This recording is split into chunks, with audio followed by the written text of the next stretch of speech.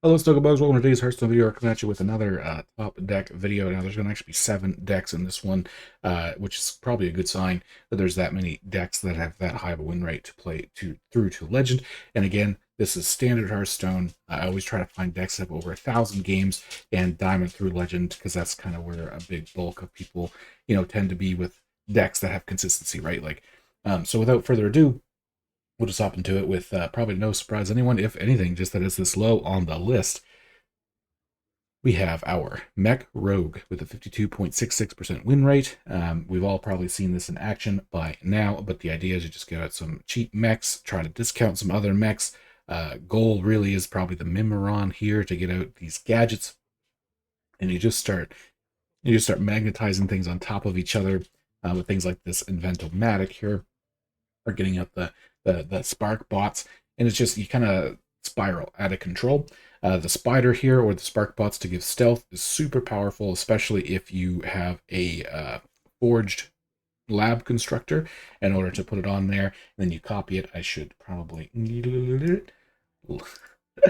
lab constructor, so you can see here, because then it gains magnetic, which means that if you buff up like a big 8/8, or sometimes less than that, but it doesn't really matter, minion, attack them in the face, potentially give them stealth, and put on this lab constructor, it duplicates, and all of a sudden your opponent really has to worry about it. We've had some really good games with this, just playing around with it to see how good it could be, where we actually managed to get the stealth, lab constructor, it duplicates, and then after we already have the two, we actually put a second forged lab constructor onto it, which therefore duplicates multiple times.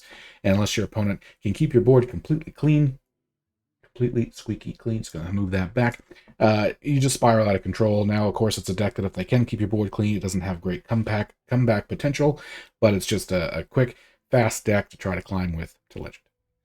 Next up, we actually have a bit of a different play, which is the Thaddeus Warlock. There we go.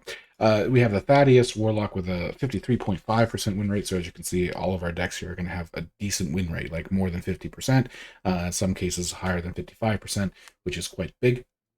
And for those who aren't aware, the main purpose really of the Thaddeus style big Warlock deck is you get out your Amorphous Slime, discard something, kill the Amorphous Slime yourself, get out the Flesh Behemoth, Drathur, Thaddeus, whatever this may be, or use your Loken here to do a similar thing. We bring out big minions with taunts, and really the goal is by turn 4-5, which is crazy, to get wide boards of 7/7s, 11/11s, 4/8s, etc. Just overwhelm your opponent. And then really, in some cases, you can just hit them with some reanimators and Archon Drathurs and hit them for like 12 to 18 damage lifesteal in one turn. We've done that here, playing around again with the deck. So if your idea is cheating out big expensive minions to make your opponent deal with them, sometimes one at a time, sometimes two at a time, this is the deck for you. Now, we've recently played a budget version sort of this deck here on the channel. This is Drum Druid, so it's like a token Druid. Now, this version, of course, plays a couple legendaries. It's probably a little bit more consistent in the sense where you have a little bit more refill, things like that. But the idea is you get a bunch of different treants out there. You get a bunch of draw power, choose one effects. You get some ramp in here with the Widow Bloom Scenesman and Topior, who I haven't seen in a while, to make it so then once you get it out there and all your nature spells start summoning you 3/3s to keep the board clean. And the big combo really at the end is you get one of your cards to make it so you can play both choose one effects on the card. You play your Drum Circle. Drum Circle actually summons the Treants, which makes your cultivation cost less to play down here, which means that you can effectively, a lot of the cases, go Solar Eclipse, Drum Circle, to fill your whole board with a bunch of treants that at that point would be 2/2 plus 2/4 plus 2/4, so 6/10. And then since you've summoned that many treants, if you've played one or two other ones that game, your cultivation becomes free. And if you really wanted to, you could hold on to that for burst damage, but if you think your opponent might somehow be able to deal with your now board of, what would I say, that'd be 6/10s with taunt, you could play cultivation afterwards, or two of them if they're all in your hand, which this deck has a lot of draw power also, mind you, to buff them up even to 10/14s, and a whole board with 10/14s and taunt just overwhelms your opponent, obviously. You have to be careful in those situations that you don't use all of those big resources at once if you're playing against an opponent that has some form of board clear, of course, so you can hold on for like a reload. But this deck is super aggressive early, or it can be. Good middle game, lots of draw power, lots of board potential with the Topio, with all the different nature spells in the game. And then, of course, huge potential to buff your totems and your treants. Next up, we have a little bit of the Shimmy Shaman here, but unfortunately, almost, I say unfortunately, because I would have preferred to see even the Nature Shaman, just because it's different, or some kind of big Shaman, which, you know, is the types that I would prefer to play, more so the bigger Evolved Shaman. But no, here we have an almost 54% win rate, still just the Totem Shaman. Trying to take a quick peek at it when I was bringing the deck over here from HS Replay, and literally, like, not a single new card is played in this deck. It is just straight up a aggressive deck that tries to finish your opponent with Bloodlust and Rot Gills and your Gigantotems. Again, I mean, if you have the deck, it kind of works out, because that means for you, in that sense, in a way, this would be budget friendly, because you don't have to get any new cards. And at this point now, the expansion's been out for a few weeks. I guess it's up to you, but this would be a fast, relatively, I don't want to say easy, because of course, you know, depending on what you're playing against, Totem Shaman could have a rough time, but it's definitely fast and a good way to climb. Now, these last 3 decks I'm actually going to show you, instead of being just the top 5 here, are kind of, for lack of a better word, in my opinion, old news. So I'm going to try to go through them a little bit fast, just because here we have Pure Paladin at number 3, top 3 decks, with basically a 54% win rate. We should have just really rounded that up to 54%. And the reason I say it's kind of boring is because by looking at it, again, it's the same deck it was, right? This was the top deck for a while. They nerfed it a couple times, which put Hunter at number 1 prior to, you know, the Titans expansion. And as you can see here, like, nothing new, nothing's changed. Pure Paladin is what it is. I enjoy the deck personally, but after you play it so much and it's been top of the meta for so long, kind of gets a little boring.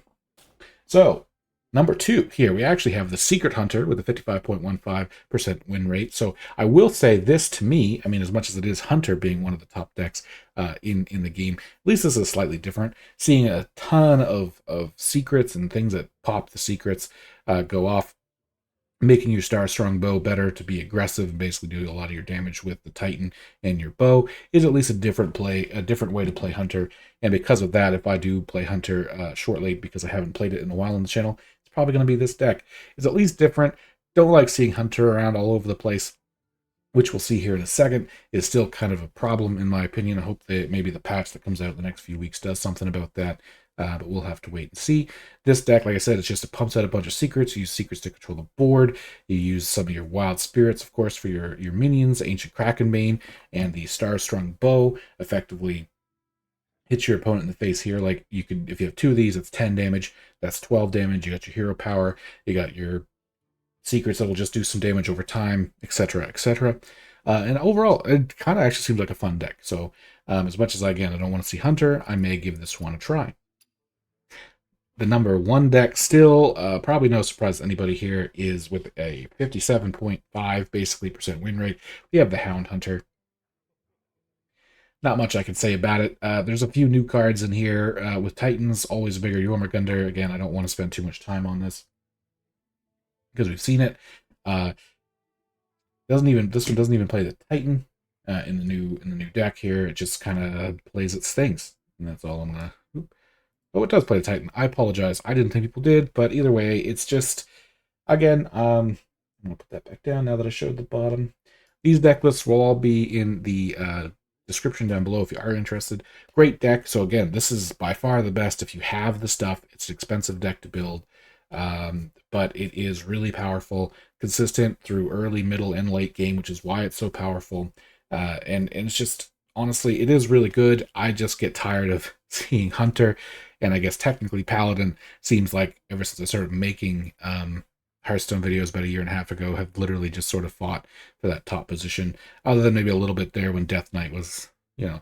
But yeah, that's just me. Let me know how you feel about Hunter and Paladin sort of in the comments down below, or if everything's kind of okay with you. I will say on that last note, if you want to see more decks like this, or deck gameplay of the decks in here as well, subscribe, like, and maybe hit the bell notification, get notified when those videos go up. And I'll see you in the next one.